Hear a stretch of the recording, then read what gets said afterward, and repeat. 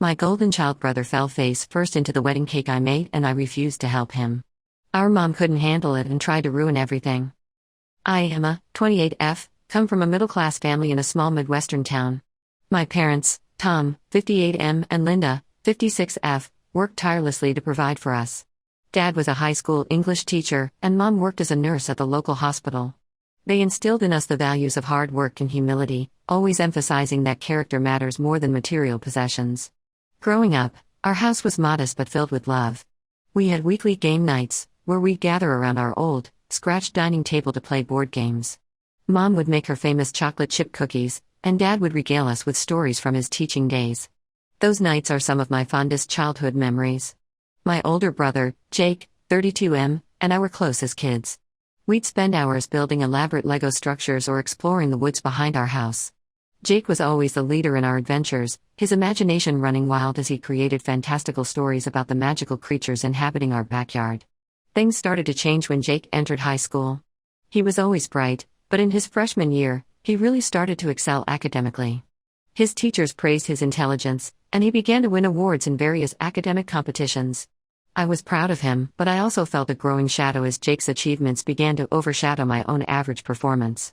The real turning point came when Jake was offered a scholarship to Meadowbrook Academy, an elite private high school in the nearby city.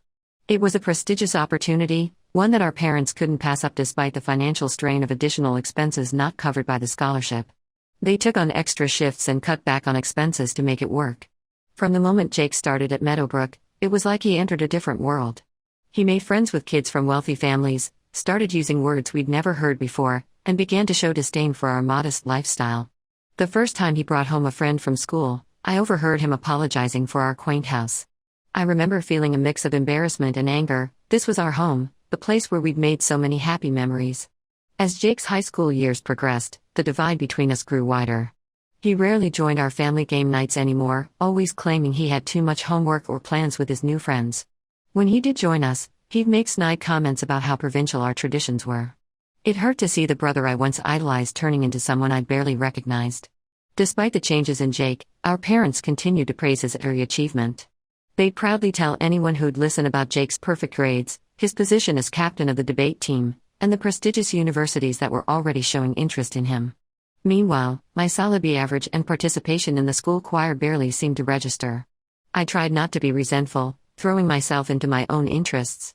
I joined the school's baking club and discovered a passion for creating delicious treats. The kitchen became my sanctuary, a place where I could express myself and feel proud of my accomplishments. Mom would sometimes join me, and those moments in the kitchen became our special bonding time. After high school, Jake got into an Ivy League university on the East Coast. The day his acceptance letter arrived, our parents threw a big celebration. They invited the whole extended family, and Jake basked in the attention. I remember standing in the corner of our living room, watching his relatives fawn over Jake, feeling invisible. I stayed local for college, attending the state university just an hour's drive from home. I worked part-time at a local bakery to help pay for my education and to contribute to our household. Jake rarely came home during his college years, always claiming he was too busy with internships or networking events. When he did visit, he'd regale us with stories of his important connections and the luxurious lifestyle of his college friends. After college, Jake landed a job at a prestigious consulting firm in New York City. He moved into a sleek apartment in Manhattan, his life seeming more and more like something out of a glamorous TV show. Meanwhile, I had started working full-time at the bakery where I'd worked during college, slowly saving up money with dreams of opening my own place someday. Fast forward to now. I've finally achieved my dream of opening my own small bakery in our hometown. It's been open for a year, and while it's not making me rich, it's doing well enough that I've been able to hire 2 part-time employees and even help our parents with some of their expenses. Mom and Dad have been supportive, often stopping by to sample new recipes or just to chat during slow afternoons. Jake, on the other hand, has continued to climb the corporate ladder. He's now a senior consultant, constantly posting on social media about his business-class flights, fancy client dinners, and expensive watches. His visits home have become even rarer, and when he does come, he spends most of the time on his phone or complaining about how there's nothing to do in our backwater town. Last month, our cousin Amy, 25F, got married. Amy and I have always been close. She'd often join me in the kitchen during family gatherings, and we'd gossip while frosting cupcakes or kneading bread dough. When she asked me to make her wedding cake, I was honored and spent weeks perfecting the design. The wedding was a big family event, held in the renovated barn of Amy's fiancé's family farm. It was a beautiful, rustic affair with fairy lights strung across wooden beams and wildflowers in mason jars on every table. I arrived early to set up the cake and help with last-minute preparations. Jake showed up just before the ceremony, dressed in an expensive designer suit that looked comically out of place in the barn setting. Throughout the reception, he kept making loud comments about how quaint and folksy the wedding was, his voice dripping with condescension. I saw the hurt looks on Amy's and her new husband's faces, but they were too polite to say anything. I tried to ignore Jake, focusing instead on celebrating Amy's special day. But things took a turn when Jake had a bit too much to drink. He started flirting aggressively with one of the bridesmaids, Sarah, 24F, who happened to be Amy's best friend since childhood. Sarah was clearly uncomfortable, trying to politely excuse herself, but Jake wouldn't take the hint. At one point, Jake stumbled and spilled his red wine all over his expensive white dress shirt and suit jacket. He started making a scene, loudly complaining about how much the suit cost and demanding that someone clean it for him. People were staring, and I could see Amy looking upset on what was supposed to be her perfect day. Part of me wanted to help Jake, to save him from embarrassing himself further and ruining Amy's wedding. But another part of me felt like he deserved to face the consequences of his actions for once. So, I stayed where I was, pretending not to notice the commotion. Things escalated when Jake tried to approach Sarah again. He tripped over his own feet and fell face first into the wedding cake, the three-tiered masterpiece I had spent weeks perfecting. The entire room went silent. Jake was covered in cake and frosting, looking absolutely ridiculous in his ruined designer suit. He looked around the room, his eyes landing on me. I could see the silent plea for help in his eyes, a glimpse of the brother I used to know peeking through his drunken haze. But I turned away, leaving him to deal with the mess he'd created. Our parents rushed to Jake's aid, helping him up and quickly ushering him out of the reception hall. I stayed behind to help Amy and her new husband salvage what was left of their wedding celebration. We managed to save the bottom tier of the cake, and Amy was gracious enough to laugh off the incident, saying it would make for a memorable wedding story. But as I watched Amy cut into what remained of the cake I'd poured my heart into, I couldn't help but feel a mix of emotions: anger at Jake for his behavior, guilt for not helping him, and a deep sadness for how far apart we'd grown. Am I the asshole for not helping my brother in his moment of humiliation, even though he's been insufferable for years? Should I have put aside my resentment and stepped in to help him? Or was it right to let him face the consequences of his actions for once? Update 1: It's been about a month since Amy's wedding, and a lot has happened. I thought I'd update you all on the situation with Jake and how things have unfolded in our family. The day after the wedding, I woke up to a barrage of angry texts from Jake. He accused me of abandoning him and making him look like a fool. Some of his messages were barely coherent, a mix of drunken typos and bitter accusations. I didn't respond to any of them, deciding it was better to let him cool off before attempting any kind of conversation. Later that day, I received a call from our parents. Mom was in tears, and Dad's voice was tight with disappointment. They berated me for not helping Jake, saying I should have put aside my feelings and helped my brother in his time of need. I tried to explain my side of the story, but they were too focused on Jake's embarrassment to listen. The call ended with Mom sobbing and Dad telling me I needed to apologize to Jake. I spent the next few days in a fog of conflicting emotions. On one hand, I felt guilty for not helping Jake. Despite everything, he was still my brother. On the other hand, I was angry at Jake for his behavior, angry at my parents for always taking his side, and angry at myself for still caring what they thought. A week after the wedding, our grandmother, Nana Rose, 75F, invited the whole family for Sunday dinner. Nana Rose has always been the matriarch of our family, the voice of reason in any dispute. She lives in the old farmhouse where my dad grew up, a place that's always felt more like home to me than our own house. I was hesitant to go, knowing Jake would be there, but I couldn't say no to Nana Rose. As I drove up the winding driveway to Nana's house, I was transported back to childhood summers spent running through her vegetable garden, helping her make strawberry jam, and listening to her stories about our family's history. Nana Rose was the one who first taught me to bake, patiently guiding my small hands as we kneaded bread dough together. The dinner started off tense. Jake wouldn't look at me, and our parents were giving me the cold shoulder. But Nana Rose, bless her heart, wasn't having any of it. After the main course, her famous pot roast that always reminds me of cozy Sunday dinners, she cleared her throat and addressed the elephant in the room. "Now, I've heard about what happened at Amy's wedding," she began, her voice firm but kind. "And I think it's high time we had a family discussion about respect and humility." What followed was an hour-long conversation where Nana Rose methodically broke down the issues in our family dynamic. She talked about how Jake's behavior had been enabled for years, how our parents' favoritism had created a rift between us siblings, and how my resentment had built up over time. She reminded us of the values our grandpa, who had passed away 5 years ago, had always tried to instill in us. Grandpa had been a farmer, a man of few words but profound wisdom. He used to say, "A family is like a garden. You reap what you sow, and if you don't tend to all the plants equally, some will wither while others overgrow." To my surprise, Jake didn't interrupt or try to defend himself. He sat there, looking more humble than I'd seen him in years. When Nana Rose finished speaking, Jake did something I never expected. He apologized. "I'm sorry," he said, his voice barely above a whisper. "I've been a real jerk, haven't I?" The room was silent for a moment before I found my voice. "Yeah, you have," I replied, but without the anger I'd been carrying for so long. Jake went on to explain that the wedding incident wasn't the only thing that had happened recently. He'd lost his job at the consulting firm. Apparently, his behavior at work had been just as arrogant as it was with family, and his bosses had had enough. He admitted that he'd been overcompensating at the wedding, trying to maintain the illusion of success. As Jake spoke, I began to see my brother again, not the arrogant, condescending man he'd become, but the vulnerable, uncertain person underneath. He talked about feeling lost, about the pressure he'd put on himself to succeed, and how empty his achievements felt. Our parents, to their credit, also apologized for their role in enabling Jake's behavior. Mom, tears in her eyes, admitted that she had pushed Jake so hard because she wanted him to have the opportunities she never had. Dad confessed that he had favored Jake because he reminded him of himself at that age, ambitious and eager to leave small-town life behind. As for me, I admitted that I could have handled the wedding situation better. While I didn't regret not rushing to Jake's aid immediately, I recognized that my inaction was partly driven by years of pent-up resentment. By the end of the night, it felt like a weight had been lifted. We didn't resolve everything in one dinner, of course, but it was a start. Jake asked if he could come by my bakery sometime, saying he'd like to see what I've built. I agreed, albeit cautiously. As we were leaving, Nana Rose pulled me aside. She pressed a worn, leather-bound book into my hands, her recipe book, the one I'd watched her write in countless times over the years. "I think you'll make better use of this than I will now," she said with a wink. "And remember, family is like bread dough. Sometimes you need to let it rest, but you always come back to knead it with love." It's been a few weeks since that dinner, and things are different. Not perfect, but different.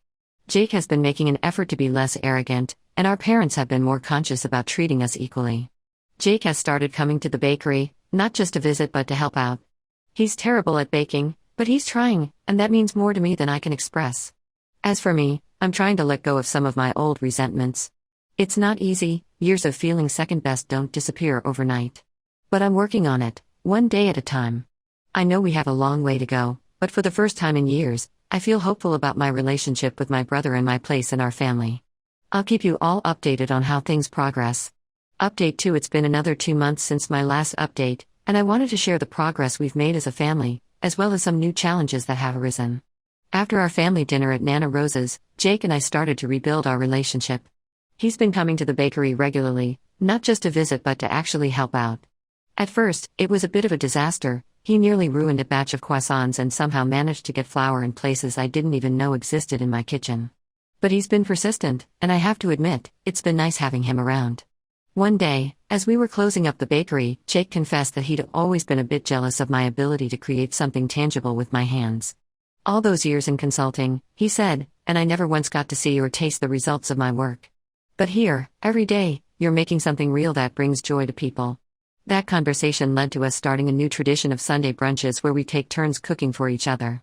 Last Sunday, Jake attempted to bake cinnamon rolls from scratch. They were hilariously lopsided and a bit overdone, but the effort meant more to me than any expensive gift he could have bought in his old life. Jake has also started volunteering at the local community center, teaching basic computer skills to seniors. It's been heartwarming to see him use his knowledge to help others without any expectation of praise or reward. He told me that working with the seniors has given him a new perspective on what's truly important in life. Our parents have been making efforts too. Mom has started showing more interest in my bakery, even asking for baking lessons. Dad, who was always a bit distant, has been making an effort to connect with both of us equally.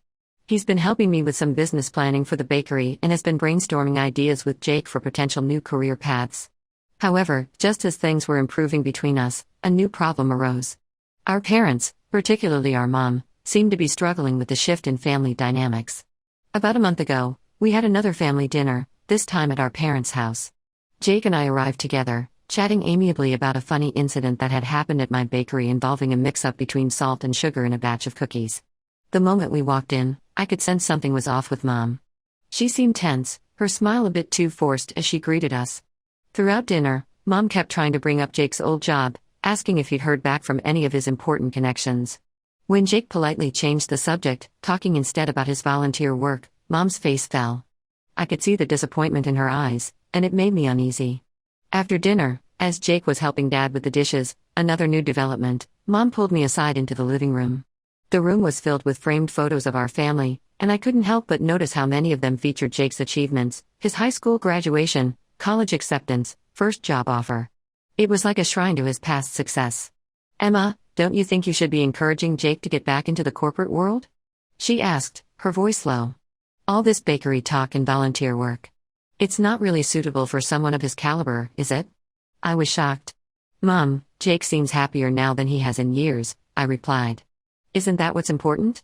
Mom shook her head, her eyes darting to a photo of Jake in his expensive suit from a few years ago. "But he had such a promising career. All that education, all those opportunities. It just seems like such a waste." I tried to explain that Jake was finding fulfillment in his new path, that he was becoming a better person, but Mom wouldn't hear it.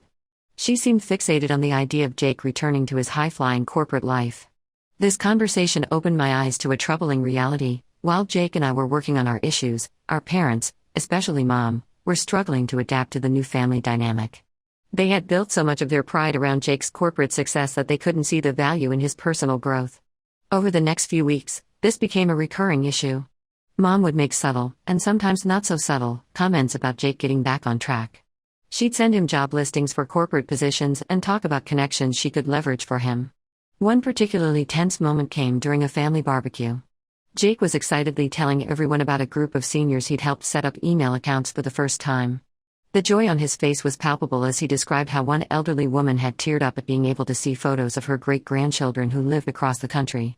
Mom, instead of sharing in Jake's enthusiasm, simply asked, "That's nice, dear, but have you thought about using your skills for something more substantial? I heard the tech firm in the city is hiring."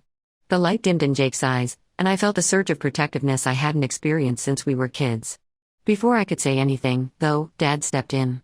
"Linda," he said gently, "I think what Jake's doing is pretty substantial. He's making a real difference in people's lives." It was the first time I'd seen Dad openly disagree with Mom about Jake's choices, and the tension was palpable. Mom pursed her lips but didn't argue further. Jake, to his credit, has been handling it with grace. He gently but firmly tells Mom that he's not interested in returning to that life right now. But I can see the strain it's putting on him and on his relationship with our parents. Dad seems more accepting of Jake's new path, but he doesn't always stand up to Mom when she starts pressuring Jake. It's creating a new tension in our family, just as Jake and I were starting to heal our relationship. I'm torn about how to handle this. On one hand, I want to support Jake in his journey of self-improvement. On the other hand, I don't want to create more conflict with our parents, especially when we've just started to address our past issues. Jake and I have talked about it, and we're both at a loss. We're considering having another family meeting, maybe with Nana Rose present again, to address this new challenge. But we're worried about how Mom will react. As always, any advice would be appreciated. How do we help our parents, especially Mom, accept and support Jake's new path in life? Update 3. It's been another month since my last update, and I'm happy to report that we've made some significant progress in our family situation. After much discussion, Jake and I decided to confront the issue with our parents head-on. We invited them, along with Nana Rose, to my bakery after hours for a family meeting. We thought the neutral territory might help keep things calm. The evening of the meeting, I was a bundle of nerves. I spent the afternoon stress baking, resulting in an abundance of cookies and muffins that I set out on the tables. As everyone arrived, the bakery filled with the comforting aroma of freshly baked goods, a scent that always reminds me of home and family. The meeting started tensely. Mom was defensive from the get-go, insisting that she only wanted what was best for Jake. Dad mostly stayed quiet, but you could see the conflict on his face. Nana Rose sat quietly, her wise eyes taking everything in. Jake spoke first, calmly explaining how much happier and more fulfilled he felt in his new life. He talked about the satisfaction he got from his volunteer work and how he was exploring starting his own small business, inspired by my bakery's success. "Mom, Dad," he said, his voice steady but emotional, "I know you wanted the best for me, and I appreciate everything you've done. But the corporate life, it wasn't making me happy. I was stressed all the time, I barely slept, and I felt like I was losing myself. Now, for the first time in years, I feel like I'm doing something meaningful. I shared how proud I was of Jake's personal growth and how our relationship had improved. I also expressed my frustration with Mom's constant pressure on Jake to return to his old lifestyle. Mom didn't take it well at first. She became emotional, saying she couldn't understand why Jake would throw away his education and opportunities. "We sacrificed so much to give you those chances," she said, her voice breaking. "How can you just walk away from all of that?" That's when Nana Rose stepped in. In her wise, no-nonsense way, Nana Rose asked Mom a simple question: "What's more important to you, Jake's resume or Jake's happiness?" That question seemed to stop Mom in her tracks. For a moment, she was speechless. Then, to everyone's surprise, she started to cry. Through her tears, Mom confessed that she had always felt insecure about our family's modest background. Jake's corporate success had been a source of pride for her, a way to prove that our family could make it in the world. The idea of Jake stepping away from that life felt to her like a step backwards. "I just wanted you to have everything I never had," she said, looking at both Jake and me. "I didn't want you to struggle like your father and I did." It was a breakthrough moment. For the first time, we all understood the root of Mom's behavior. Dad, finally finding his voice, admitted that he had gone along with Mom's pressure on Jake because he didn't want to disappoint her, even though he personally was proud of Jake's new path. "I see now that we were so focused on external success that we forgot about what really matters," Dad said, his voice thick with emotion. "I'm sorry we put that pressure on you, Jake. And Emma, I'm sorry we didn't appreciate your path as much as we should have." The conversation that followed was honest, emotional, and ultimately healing. We talked about redefining success, about the value of personal happiness over societal expectations. Mom began to see how her actions, though well-intentioned, had been harmful. Nana Rose shared stories about our family's history, about great-grandparents who had weathered the Great Depression, about Grandpa's decision to become a farmer despite his own parents' disapproval. "Our family's strength," she said, "has always been in our ability to forge our own paths and support each other, no matter what." By the end of the night, we had come to some important agreements. Our parents would respect Jake's choices and not pressure him about his career. We would have regular family meetings to check in and address any issues before they became major problems. We would all work on expressing our feelings more openly and honestly with each other. We would focus on supporting each other's happiness rather than trying to live up to external expectations. As we were cleaning up, Mom approached me. She picked up one of the cookies I'd baked earlier and took a bite. "These are wonderful, Emma," she said softly. "I'm sorry I haven't appreciated your talent as much as I should have. Would you be willing to teach me how to make these?" That simple request felt like the beginning of a new chapter in our relationship. In the weeks since that meeting, things have improved dramatically. Mom has stopped sending Jake job listings and has even started showing interest in his volunteer work. Last week, she surprised us all by asking Jake to teach her some basic computer skills, just like he does in his classes at the community center. Dad has become more vocal in his support of both Jake and me. He's been helping me with some business planning for my bakery and has been brainstorming ideas with Jake for his potential new business venture. As for Jake and me, our relationship continues to grow stronger. Our Sunday brunches have become a highlight of my week. Last Sunday, Jake attempted to bake a pie from scratch using one of Nana Rose's old recipes. The crust was a bit tough and the filling was runny, but we laughed together as we ate it, making plans for his next baking attempt. There are still moments of tension, old habits that slip through now and then. But now, instead of letting them fester, we address them openly and work through them together. I know we still have work to do, but I'm incredibly proud of how far we've come as a family. Jake's embarrassing moment at Amy's wedding, as unfortunate as it was, turned out to be the catalyst for real, positive change in our lives. Thank you all for your support and advice throughout this journey. Your perspectives help me navigate these challenging family dynamics. While we're not perfect, we're learning and growing together, and that's what really matters.